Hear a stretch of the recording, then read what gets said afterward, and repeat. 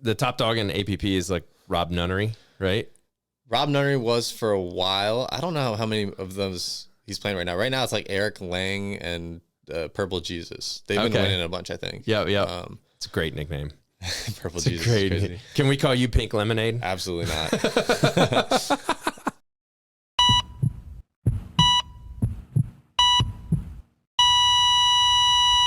Welcome back to another episode of the Pickle Pulse. I am your host, Brian Green, and today we got a throwback guest, a guy from way back in the beginning, a whole almost 12 months ago, because we're coming up on 1 year of this pod. We'll have a big celebration, not at all, but what we are going to do is hopefully give away a couple of paddles, and I'll announce that the next episode. But today we got James Broker in the house. What's up, big dog? Thank you for having me. Yeah, dude, always happy to have you. And I wanted to talk to James because he has been grinding this year, traveling more than anyone else I can think out of the DMV, going from tournament to tournament, making PPA main draws, getting better, learning new shots, doing things. And I think it would be interesting for everyone out there to know what it's like to be a pro trying to qualify on the PPA Tour. Bro. Hey, you've made main draws. You are officially a pro. You can make a card. Wins. You got to make a card. Yeah. You make a main draw, I consider you a pro. So, with that being said, James and I have known each other for, what, 3 years now? Yeah, just about when I met you. Mm-hmm. And only through Pickle, because he's a young man and I'm old turd. And, you know, we would have never met up if it wasn't for pickleball. But I noticed something changed at the beginning of this year where you got a job with one of our friends, you were doing your thing, but then all of a sudden it just seemed like you were all in on pickleball. And I wanted to know what changed, what clicked in your mind where you're like, look, this is what I want to do. Yeah. I mean, it kind of gets to a point when you're playing all these locals, you know, any remotely close, like bigger pro level tournament that if you want better results, you kind of need to take it a little bit more serious. So I'd say probably in like US Open was like January. No, that's like March. That was like March. That was kind of like the turning point for me. Okay. Where I was like, okay, I'm gonna grind tournaments this year, and just kind of see how it goes. So, okay. That was when I really started, you know, drilling more and traveling more, really. Okay, gotcha.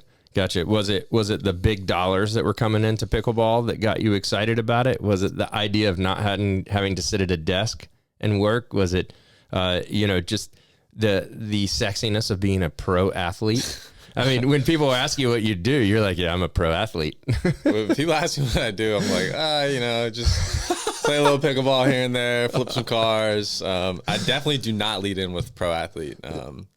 There's still a long way to go, right? And I don't know what drew me to it. I really like the competitiveness. Going out there and competing is just so much fun. You know, a lot of people, once they finish high school, if they played high school sports, that's the last competitive thing that they ever do, right? Yep. Lucky few get to go compete in college, and then, they have a college career, and then they kind of just enter the workforce, and that's it, right? Yeah. So, I'm kind of an old man pickleballer now, if you kind of look at all these young bucks playing. So I'm 26, and just love the competition and getting out there and trying to win. Crazy at 26, you consider yourself the old man, but I sort of get it. And some of the elite guys are 16, 17, 18 years old. They're insane. Stupid now. Yeah. So, this is supposed to be an old man sport. 26 is not an old man. I know. I feel like I've lost like a quarter of a step, not a half step, but I've lost like a quarter of a step. So, back in the gym hard, just trying to get my fitness up. Nice. So when you're training, that's actually a good segue. That's something I wanted to talk about for everyone out there, but also for myself. Like, what are your thoughts behind your training? I would imagine you're trying to be more explosive, faster, not stronger. You're not trying to throw weights around or anything. I think it's all of it, right? So I used to own a CrossFit gym. It's called the Sweat Gym, located in Manassas, Virginia. Did that for a couple of years and kind of found pickleball as I was leaning towards transitioning out of it. Ended up selling the business to my business partner, and I still go there, right? So we're on good terms. Still go. And that's where I train. So I do CrossFit, like Olympic lifting, high intensity. So what does like a typical workout for you look like? You getting in? So do you have specific leg days, shoulder days, arm days? Is it like always a full body workout? You doing body weight exercises? Like walk me through a day at the gym. Yeah. So this morning, went at 7 a.m., hour-long class. That's why I like in and out, right? Yep. So get in, do a warm-up. The strength today is we did back squats, so barbell back squats, and then barbell glute bridges. Okay. So pretty intensive, like leg and lower body.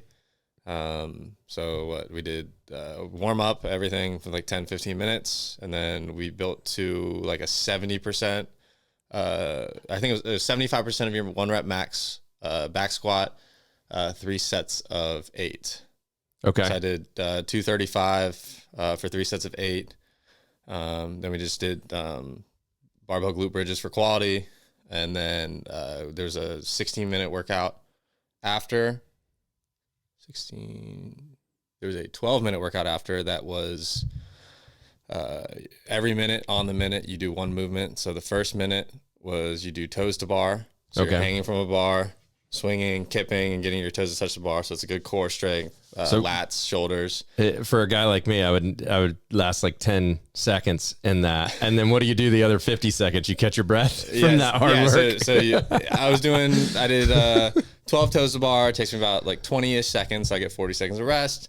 Next movement was handstand push-ups. Okay. So you kick up onto the wall, right? You're doing push-ups on the wall. Yeah. Another thing old people don't do. So I did another 12 reps there takes about 30 seconds ish. And then you hop on a C2 Concept 2 bike erg. Yep. And did 16 calories. Sick. So just rotating through for 12 minutes. So 4 rounds total.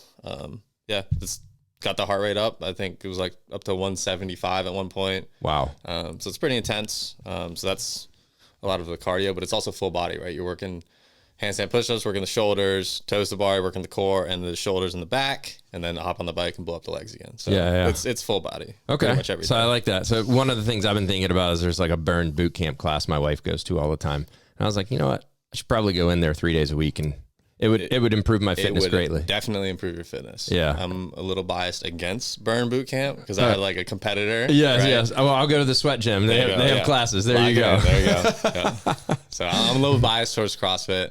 But yeah, it's 100% like being fitter than the people you're playing against is like unbelievably beneficial. It's got to be. And all the tournaments and really just this year, I've had some takeaways from some tournaments. The biggest one being that when you're in your bigger matches, it's later in the day, the legs are starting to go. Mm-hmm. That's when a lot of dumb mistakes happen. It's when the footwork goes. Yeah, exactly. That's my biggest thing right now is when I'm drilling and stuff, everything is about my footwork, right? Yep. Trying to keep the feet moving, kind of incorporating a little bit of the James Ignatowicz, like hopping. Yep. But if you're hopping, you will not have lazy feet. Yeah, right? you so can't. It makes sense. You literally cannot like stand there like a statue if you're hopping. But right? you're also like putting out that extra energy constantly too. A little bit, but I think it beats having lazy feet on a shot. So I've been starting to incorporate the hop a little bit, especially when I'm at the kitchen line. And it's so telling. And I was watching back a video of one of my last matches, and towards the end of the match, like I'm reaching out to the left to get a backhand dink and not moving my feet,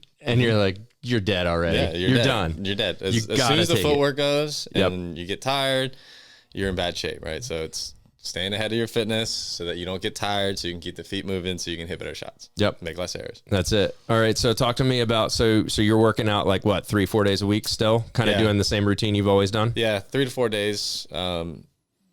The travel's been a lot lately, so I'm not really working out when I'm at these tournaments traveling around. Yep. But when I'm home, at least 3 to 4 days a week. Okay. And then you're playing pickle 5 days, 6 days, every day? I'd say 5 to 7, just depending on the week.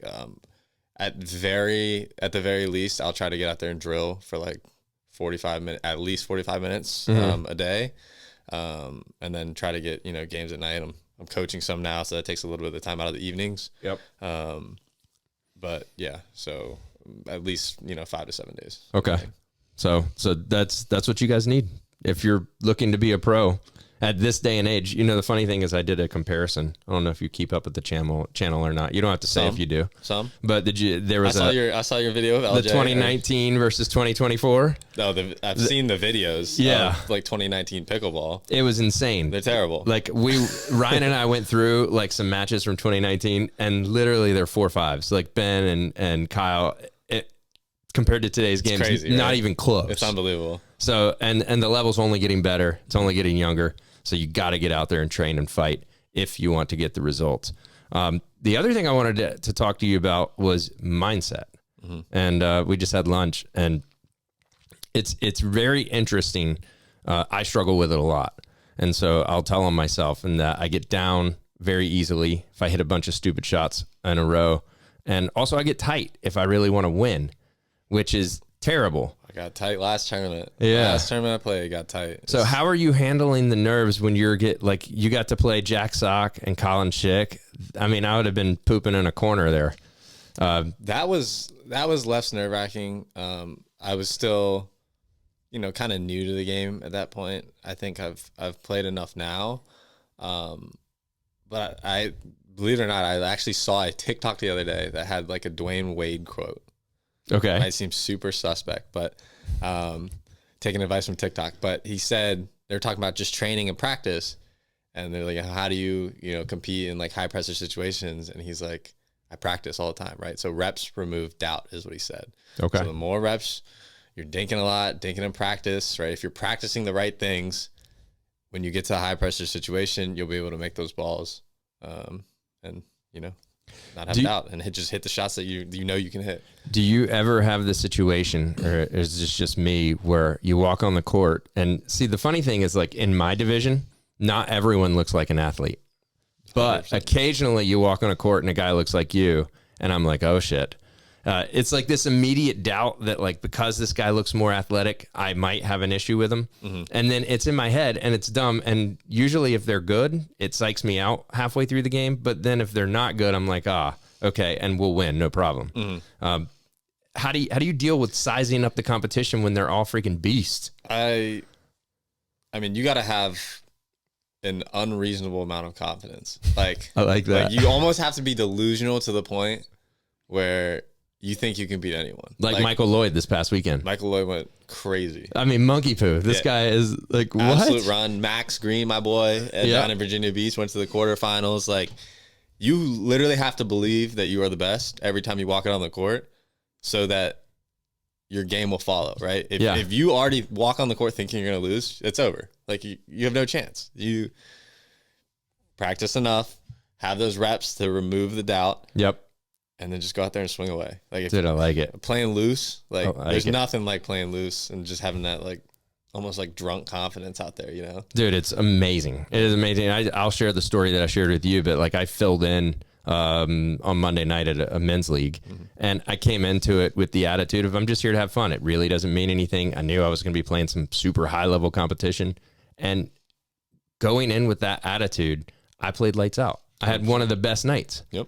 And I played against two guys who were both 5'5s, and the 4-5 partner that I had and 4-5 me, I was like, look, let's just have fun with it. Yeah. And we did, and we scored way more points than we did. We ended up losing, but it still felt good to know that I can control my mind. And now the question I ask myself is, how do I have this mindset when the big show is on, right? When I'm at a PPA and I want to win. Right. And you just got to, you practice enough, you play a ton, trust your shots, and just go out there thinking you're the best, and good things will follow. Well, and I love that too, because I feel like pickleball and golf are very similar, and that you never know as an amateur which player's going to show up. But at the same time, when you get into the pros, you never know who's going to have a day. And like, you show up on any certain day and you're feeling it and you're hitting your shots, you can win. Anyone can beat anyone. Yeah. Especially a high level pickleball, like all these pros, people have bad days.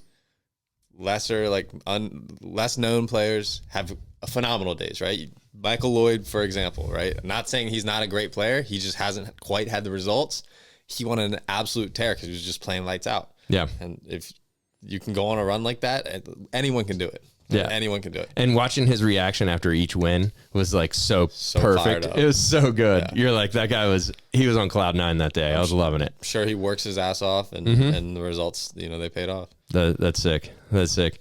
So tell me, how many PPAs have you tried for this year? And then the other question I had for you is, why did you decide that the PPA was going to be the route that you were going to go? Because you didn't play a lot of like APPs or any other like what I would call smaller events, but still big events. Mm-hmm. Yeah, last year, so 2023, I played APP Philly, APP Cincinnati. I think those are the two that I played. Okay. And then actually my only main draw win ever was in my first APP in Philly. And then, I don't know, like people, I guess, kind of urge you to play PPAs because that's like the highest level. Like the talent there is, significantly better than at APP tournaments. So even when you're going through the qualifiers and the first rounds and things like that, it's still significantly better, you would say? I would say so. Okay. I've heard people argue both ways. But I think that, chasing that highest level is good, but as we kind of talk about this more, I'm definitely going to lean in and try to play a little bit more APPs next year just to get that tournament experience, get more reps in. Yep. Because go to the PPA, you lose, you're out. Right? Yeah. There's no back draw. There's you're playing a 2 out of 3 to 11. If you lose any of your matches in any of the 3 divisions, you're done. Yeah, so, it's a quick, expensive trip. Right. So it's good to play APPs because you can get backdraw reps as well. So you can make a run through the backdraw instead of playing, if you go 1-1 in PPA, you're done. You can lose your second round of the APP and then get 5 more matches through the back. So yeah, that's solid. So reps. I like it. And then I've also heard arguments for APPs.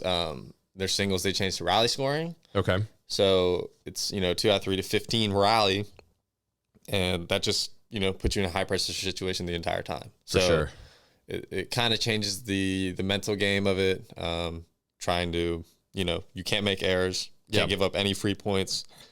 So just, putting myself in a higher pressure situation throughout the match, I think will help me close out more tight matches because I've lost way too many like close ones this year. So the top dog in APP is like Rob Nunnery, right? Rob Nunnery was for a while. I don't know how many of those he's playing right now. Right now it's like Eric Lang and Purple Jesus. They've been winning a bunch, I think. Yeah. It's a great nickname. Purple Jesus. Great. Is crazy. Can we call you Pink Lemonade? Absolutely not. But I staying with a few guys traveling through these tournaments like Richard Livernice, Tanner Tomasi, Coach Tanner Pickleball. Kid's sick, dude. Yeah, but they've they made quarters and semi runs in these APPs, and you're getting money. And like, Tanner's playing with who's on the 5s? Will Howells. So he is playing in one coming up with Will Howells, and then he also played with Kyle Kazuda. Oh, that's right, that pickleball guy. So that's his like partner that he ran a bunch of APPs with, and they made the quarters run. Yeah. But they're just talking about it, and it's like, yeah, you want to play these PPAs when you can, but you should be making a good effort to show up to these APPs because you can, sign the APP 6 deal. Okay. So if you play 6 of their tournaments, they like double your prize money. So if you make, you win like 3 matches in an APP and you're getting, I think it's like $900. Okay. When compared to if you make a quarters of a PPA and you're unsigned, you get like 175 or something. You get like nothing. So you get like a quarter of your entry fee back. Right. Not saying that, I'm going to be super lucrative playing an APP, but I'd rather get those high level reps and have a chance at like making money and just improving my overall game quicker than, losing first round at the PPA. It seems like for me, the thought at this point would be like, how do I get my name out there? How do I get enough quality results where people start noticing, where you pick up the brands who want to back you that pay your entry fees? I know you're with 11-6-24, Dave Greschel. He's awesome, dude. Awesome. Great guy. Great paddles. Yeah. I mean, so that's coming out with that's the money. Gen 3-esque paddle soon. Oh, wow. So the power paddle's coming out. He has decided to drop this. This is confirmed because he's been back and forth for like 6-8 months on that. I'm not saying confirming or denying anything, right? All I've heard that a Gen 3 style paddle is in the works. Okay. That's what I've heard. That leads into something that just hit me. How do you feel about playing all these fucking mods and 3S's out there? I hate that paddle so much, not to lead the witness at all, but Let's just say I've been begging Dave to make a Gen 3 style paddle, right? It's crazy. If you can't beat them, join them. That's- right? So everyone's hitting with the power. I mean, you still have to, have the soft game to back it up, but I think specifically for singles, when you're ripping a serve, you got to hit a good return, and then that third passing shot is crucial. The first 4 shots of the rally basically determines who wins the point, right? For sure. So it's very important to have a good, powerful paddle to kind of complement your game. Yeah. Because I know in Peru, we ran into so many mods. Everyone had a mod, right? And the funny thing is, this pickleball studio yesterday was talking about on their pods that they ran in at Worlds, like half the courts had mods on them. And they're not tested. And half of them are broken. It's unbelievable. Like, PPA doesn't do paddle testing to the random 32. So you get people showing up with these mods that are so delaminated. Yeah. I mean, you can hear them from 5 courts they over. are launching the ball. It's unbelievable. And people can just use them. So wow. Unfair advantage. I have yet to see someone use a mod and like go on a run, because as soon as they get to the round of 32, it fails testing, and then they're scrambling for a new paddle. So it's like, you can use it. You can, work your way through qualies, get to main with it, play your first round of main, and then you can't use the paddle anymore. So then, they're switching to whatever, like paddle tech. That doesn't make any sense. Yeah. It's so dumb. So that's tough. I think that 2025 is going to be a year where they're really going to tighten up a lot of this stuff. The other thing, just throw it out there. I had dinner in Peru with a very well-known pro. I'm not going to name any names, but over dinner asked him how many of the top players are taking some sort of extra something to give them longevity, to give them better endurance, to give them, and he looked me straight in the eyes and said 7 out of 10 of the top players really are juicing something.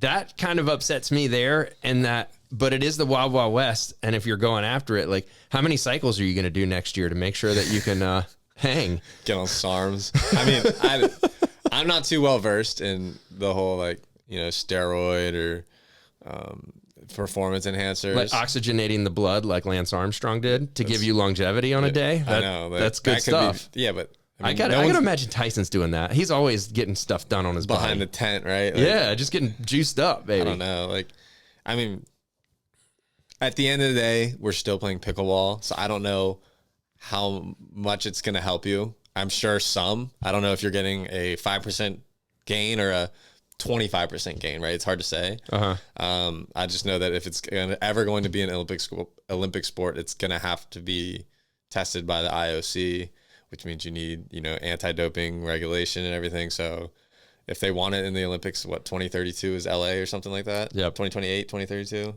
One of those. Your guess would be better than mine. Yeah, it has I don't think it's going to get there just because there's no testing. Yeah. Well, and I don't think there's going to be testing until a large portion of people push for it as well. And it doesn't seem like anyone's really chirping about it or upset yet. I mean, you would think like Michael Lloyd's going to get pulled into a back room and be like, hey, great run.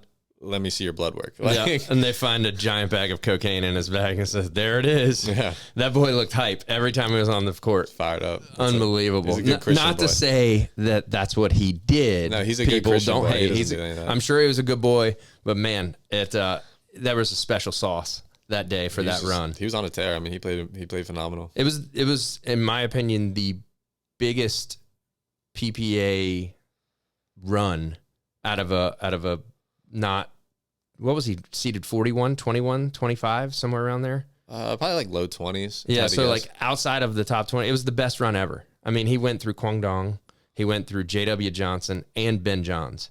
I mean, you got the Ben Johns one is crazy. Yeah. But Ben, I watched the match. Okay. Ben was off. And he was missing shots that when he played my boy Max in Virginia Beach, he made all those shots. Like, Was he mad at the ball? He played Max the day before, actually, in the round of 32 maybe. Okay, or round of 64.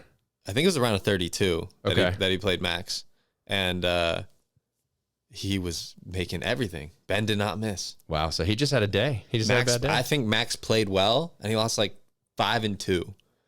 And then I turned on the stream the next day, and he's playing Michael Lloyd, and Ben was missing everything, and Lloyd was making everything. So wow. It's just like we were talking about earlier. Anyone can beat anyone. Top players had a bad day.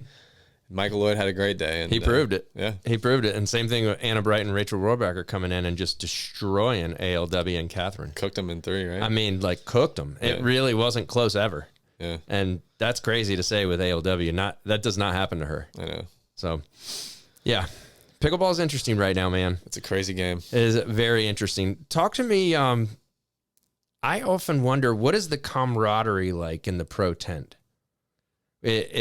And do the guys who are in qualifiers, you get the pro tent treatment as well, right? I'll be honest, don't ever go. Seriously? They have like the pro tent. There's a thing called networking, James. Yeah, like it's a little bit different, right? So they don't really they have like a pro lounge area. And I think the APP does it way better. Like APP, if you make main, they'll cater your lunch. Yep. They have a dedicated spot where all the pros hang out. The PPA doesn't really release that information. Like they don't make it accessible to all like the qualies grinders, right? You have to make main, and you have to like reach out to their player liaison or whatever. And I mean, yeah, you get access, but like you're just sitting in there like on a chair. There's like snacks and stuff, but yeah. When I'm out there, like it's qualies day, it's always long. You're playing matches, singles usually starts at 8 a.m. and then finishes with men's doubles. At Worlds, we finished at like 9:30 at night. So I'm there for like 13, 14 hours. Dude. So any chance I get, I'm just plopping my stuff down near all the courts because I don't know what court I'm going to get called to. Yep. And just relaxing in between. So I'm not like walking all the way to the pro lounge, wherever it is. It makes a little bit more sense at like I want to say the progressive draws where you're playing one match a day in each discipline. Because then you have like set times, what time you're going to be playing on what court, so you can go chill in the tent. I hope that's where they move most of the tournaments to next year too. I hated it originally, but I think it's a better way to watch pickleball. I think it's better for viewership for sure. For sure. It kind of stinks for people that can go on runs. Like if I'm playing well and I win my first singles match, you want to go to the next one. I want to play the next one. I want to play the next one after that, right? So you want to keep it. That's fair. Keep the momentum going. So I don't know. I'm kind of indifferent on which one I like more. I think it's a little bit easier for travel to have a normal draw, like non-progressive. Yeah, because you don't have to be there all week. You can fly in on Tuesday and you play qualies on Wednesday versus the other way. You're playing qualies on Tuesday, first round starts Wednesday. Or you're playing qualies on Monday, first round starts Tuesday. Yep. That's a long week. So you're basically gone for a whole week. So I think I'm still kind of indifferent on which one I like more. Okay, so back to the other question, like, is there a camaraderie? Is like between the qualifiers? Do you have a bunch of guys that are like trading? Like, this is what I've been trying to do. This is what I'm working on, or people are just nice. And do the top pros talk to the qualifying pros? How does that work? What is the hierarchy? Yeah, I mean, there's definitely I'd say there's a little bit of a gap between like the signed PPA pros and then your average like qualies grinder. Yep. Don't hang out a ton. At every tournament I'm traveling to, we try to get a group of like anywhere from like 6 to 8, 10 guys in an Airbnb. Okay. And we all stay together. Cuts cost way down. Okay, like you can go cool. for a few days and spend, $80 for the entire thing versus if you're getting a hotel room by yourself every night, you're paying $100 a night. Yeah. Easy. So, and that's a cheap, shitty hotel. Right. And you can stay in a much nicer place, split a room, whatever. But we always make sure everyone gets their own bed. Like this last one we stayed at, down at Worlds. It was, Max and I, we shared a room. Zach Marceau, Robbie Laidlaw were down there. Mm-hmm. And we had, Ryan Fu. Yep. And Max Freeman. They stayed in there, and then so that's Ignata, which is boys, right? And then we had girl Alexa Scholl she took the master. Good for her. She was the one girl in the house. Girl, so she got the master. Yeah, cool. I mean that's fair for her. Yeah. That's a whole lot of stink in that house. So we had like 7 people in the house, which was, it's cool. Oh, that's very sick. So you are getting to meet a lot of different people, and everyone's out there. Everyone's cool. We all have to eat together. Everyone's also like on their own schedule. Everyone's playing at different times. Some people aren't playing singles. Some people don't have to qualify. So it's like, if you're grinding qualies all day, you're getting to the venue early, and then some people sleep in, take an Uber there later or whatever. So usually we split the hotel or Airbnb. We split a car between like 4 or 5 people. So that gets the cost down a considerable amount. Yeah. And you're like making some friends, which is kind of fun. It makes it more fun. 100%. I'm just trying to see, like, can it be fun to try to grind away, or is it like you're constantly under pressure while you're trying to do it? It sounds like you're having some fun. We're having fun. Yeah. You meet a lot of cool people, seeing different perspectives on life and pickleball, getting high level like rec games. Like, we got time to practice, try to get in a day early enough in the afternoon where you can go to the venue and hit for a while. So that's always when you can get, it's always great when you can get acclimated to, the courts and stuff. For sure. Before you play. So fun question. Who's the biggest dick professional on the tour? Biggest dick Now that you've been to so many of these, you've been around, you've seen, who's the biggest a-hole? Most likely not the tip. I mean, from what I've heard, people either really like Jack Sog or they really hate him. Really? Yeah, he can rub people the wrong way. I mean, I'm kind of indifferent on him. Yeah. I can see how people would say that. He seems like he'd be the most fun guy on camera, but maybe that's just a facade. Yeah, I don't know how much he cares about it because he's just getting paid to be there. Yeah. So I don't know, but I heard if you're like in his inner circle, you're in like that Charlotte training, like everyone loves him. Yeah. But then, people have called him a huge asshole. So that's the only one I can really think of that I've heard. But in general, people are very nice. Yeah. Even Leia Jansen. I haven't really talked to her. She's so not nice. We went to dinner. We were down in Atlanta with Pat Smith. Yeah. Aussie. Yeah. Super nice guy. The single sleeve Pat. Yeah. We were just talking about pickleball, talking about, sponsors, talking about pros, and he's just very down to earth, genuine guy. Super nice. I can see that. That's one of the nicest guys I've talked to. Okay. But it's not like I've talked to a ton of people, Yeah, that's fair. That's fair. Well, good stuff, man. Well, to kind of close everything out, where is 2025 going to start, and what's going on for the rest of the year for you? I think there's one more PPA for the rest of the year. There is. There was like Daytona. It's like Minnesota. It's indoors. Minnesota's right now. Yeah. Okay. Yep. They're playing singles today, but I think the Daytona one might have gotten canceled. So I don't know. It's just the Minnesota one, and then the finals is the last 2 PPAs. Well, the finals is next year, isn't it? Isn't it like January? Oh, you're catching me. I don't know. I think it's in January, but that one's like invite only, right? Top 10. Yeah. So the one I've seen that I think I'm a lock for is APP at the Fort, which is their new like facility HQ that they built down in Fort Lauderdale. Oh, sweet. I think they have like 60 something courts, and it's going to be ready for the inaugural tournament. Like they're basically hosting a PPA like when they open. APP when they open. So I think that's a big one that a lot of people are going to. When is that? January? I want to say 3rd week of January. Oh, sick. I'll probably go to that too then. Yeah. Because that's where Rose lives, so I have a free place to stay. Nice. Actually, you could crash too if you want a free place to stay. Yeah, always like a free place to stay. I got it. Well, when you're going to South Florida, you should let me know because I know a lot of people down there now. Good to know. Yeah. So APP scheduled to start, and then as the PPA starts releasing their tournaments, I don't think they put out a full schedule yet. Yep. And then I'll kind of just pick and choose, start looking for partners and stuff. I didn't ask you about that. How are you going about finding your partners? I know that I don't know how you found Max Green. He's out of New York, right? He's out of New York. And so that's the guy you've been playing most of the qualies with. Yeah, we played probably like 7-8 tournaments this year. Yeah. Is that going to continue? You guys talked about that, and it's like we literally don't ever talk about it really. It's like, It's just it's one like, at a "Hey, time. you playing this? Yeah, I'm playing this. All right, let's sign up. Like, so it's Okay. really chill. Like we don't have any like agreement set in stone. Love to play with Max.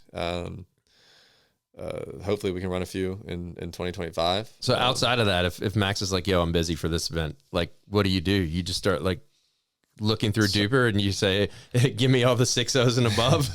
I know a lot of people, obviously, like I told you, we're staying at Airbnbs and stuff. So trying to find people that I've played with or played rec with or have seen play. Yep. Just, basically slide into people's DMs. Okay.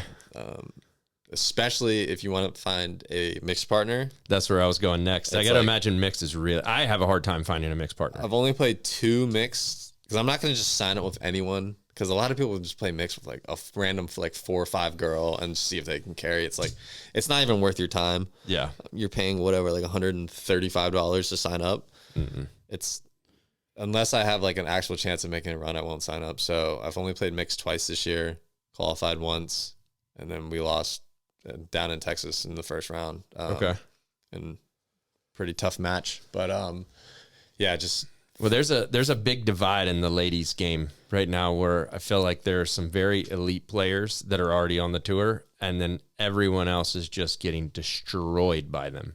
And it's quite a big gap, and it's hard to exactly pinpoint what it is, but I'm sure the top 10 girls are playing together and getting each other better and better and better all the time versus these lower level girls. It's harder getting games. It's harder to get 4 good girls to play a game of women's. I couldn't imagine being in that. If I were a girl, I would just play with the guys all the time, which is what the top girls around here do. That's what they do, but it's like you're getting different looks. Yeah. Like you're playing such a small part of the court being in a mixed game versus playing in a women's game, right, with 4 girls. So that's a hard thing too, right? Trying to find 4 good girls that you can train together with. That's a really good point. I never really thought about it that way, but yeah, that seems, that's the disparity or whatever. I think I used the right word there.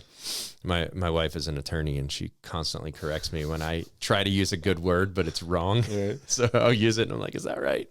Yes. But that's the disparity, is that finding 4 girls to put together a top level, probably in most areas other than Florida and Austin and here you got to travel like states away. Yeah. Like you got to pull, or in Virginia, you got to pull from Maryland, you got to pull from Pennsylvania. Our top girls here are like Sarah Waugh, Monica Palicelli. Is she still in the area? Yeah. She's in Monica Lynn, I hear, doesn't even play pickleball anymore. She's like playing golf. I played with her a couple days ago. She's getting good at golf. Watch out. That girl's like athlete. She's just like, I just want to play sports, get really good at them, and move on. Right. So it's hard for girls to find a good women's game for sure. Okay. Damn. That's crazy, man. Well, best of luck to you in 2025. Appreciate you spending some time. If sponsors are coming, like I know you got a paddle sponsor, so you could use clothes and shoes, right? And then outside of that, I need an agent. I think I need Brian Green to be my agent. Dude, that's good. I feel like Brian would do a good job of that. You get some results this year, I'll do that for a small percentage all day, baby. I'll give you a small percentage for Very sure. As long as you lock percentage. me with some sponsors. Yeah, absolutely. Yeah, we'll talk. All right. We'll talk on that. That's good. So agent, clothes, shoes, reach out to this guy. He's a stud. Freaking good stuff is going to happen next year. I believe it.